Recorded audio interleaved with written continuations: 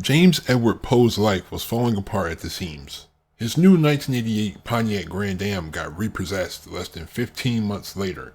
His mother also died that year as well, causing him to spiral further into depression. He would often say that he had nothing to live for, and that he would take someone with him when he leaves this world. He was subject to frequent violent outbursts, often aimed at his wife, Theresa. He even had put a gun to her head on multiple occasions. On March 2nd, 1990, Theresa was granted an injunction that banned James from contacting her for a year. Now without a wife, James was at his breaking point, and now he was ready for revenge. Welcome to History's Biggest Villains.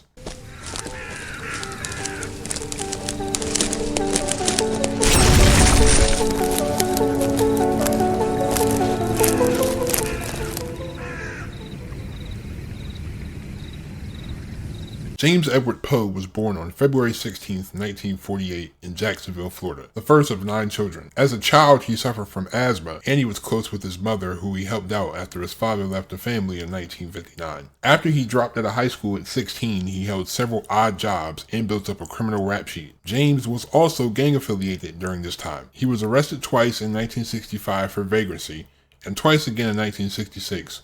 Once for attempted robbery and a second time for assault after he attacked a construction worker who owed him a quarter. In 1968, Pough was arrested for brandishing a knife and was fined $75, and in July 1969, he was fined $10 after being charged for gambling. In 1970, he was arrested but not prosecuted for motor vehicle theft. On May 8, 1971, Pough got into an argument with his best friend, David Lee Pender, who had called his girlfriend a bitch. After this, James grabbed a .38 caliber revolver from his girlfriend's purse and shot Pender in the chest 3 times, who eventually died in a hospital. James was initially charged with murder, but the charge was later reduced to manslaughter. In the end, he pleaded guilty to aggravated assault and was sentenced to 5 years probation. It was also ruled that Pough should never be allowed to own a gun due to his violent behavior in the past, though this was never forwarded to the police. As a result, Pough was never considered a felon and was able to purchase several handguns. According to close relatives,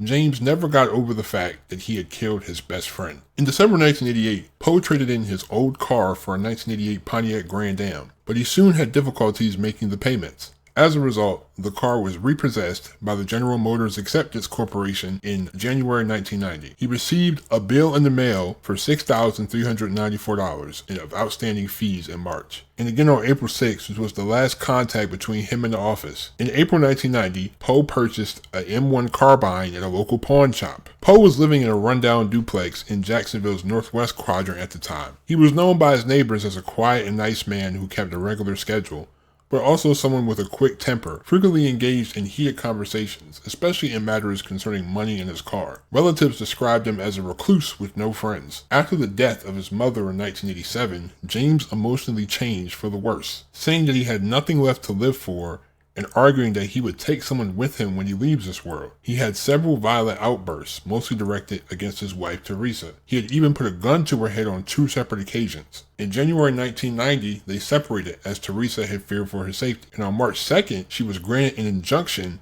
that banned James from contacting her for over a year. As a result, he withdrew even more. James left his house at 12:50 a.m. on June 17, 1990. Carrying his M1 carbine wrapped in a blanket, he approached a group of men standing on a street corner and opened fire. Louis Carl Bacon was hit twice in the chest and died at the scene. James quickly fled, hopping in his old 1977 Buick. As he was driving, he saw Theresa Drake, who was talking with 2 other women in a vacant parking lot, only 2 blocks away from the first attack. James sharply turned in her direction and struck her with his vehicle. As she lay dying on the sidewalk, James stepped out of his car and finished her off with a bullet to the head before driving away.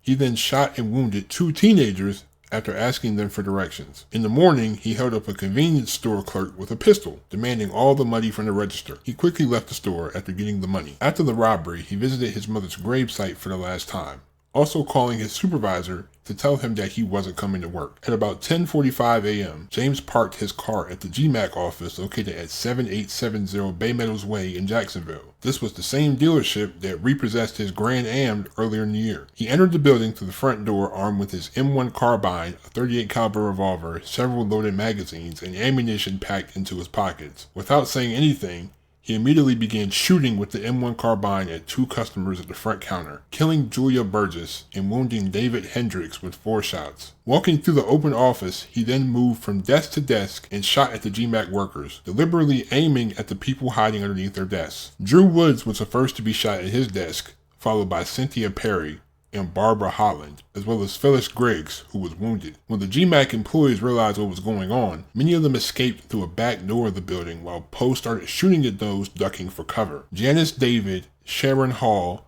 Jewel Belote, Lee Simonton, Denise Highfield, Ron Echeverra, and Nancy Dill were also shot. James then put the revolver on his head and pulled the trigger. He was only 42 years old. In just under 2 minutes, Pough had fired at least 28 rounds from his carbine, hitting 11 of the 85 workers as well as 2 customers. The victims who died in the GMAC shooting were Julia Burgess, Drew Woods, Cynthia Perry, Barbara Holland, Janice David, Sharon Hall, Jewel Belote, Lee Simonton, and Denise Highfield. When searching Pough's car, police recovered a loaded 9mm semi-automatic pistol, 2 magazines, and ammunition, along with 12 pieces of nylon rope, each having a length of 24 inches. This led police to assume that Pough initially might have wanted to take hostages. When police arrived at his house, it had been ransacked. They found a calendar with 2 dates circled in red. May 8th, the day he killed David Pender, and June 18th. I think when I first saw this case and I read into it, I think the biggest thing with James is that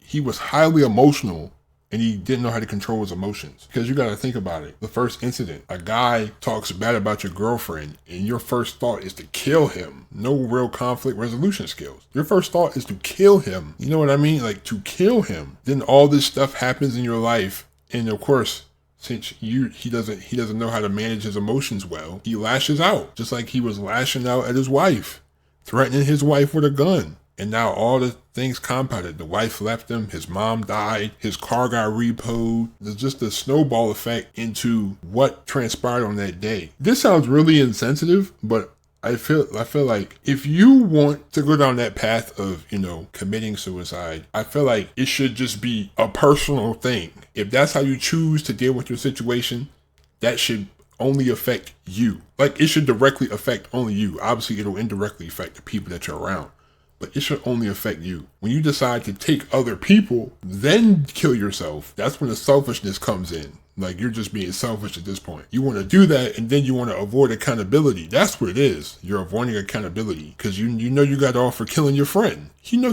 he got off for killing his friend. Like, come on, you literally shoot a guy and 3 times in the chest, kill him, and you get off with aggravated assault? Like, come on, man. You knew you got off. But man, that case was crazy, man. RIP to all the people that died. I hope you enjoyed this story. Leave a like, hit that subscribe button if you're new to the channel. We're growing, man. I really appreciate the fact that we're growing pretty well. I appreciate that. Leave a like, hit that subscribe button if you're new to the channel. Also, don't forget to turn on my post notifications if you haven't already. Thank you so much. I'm out. Peace.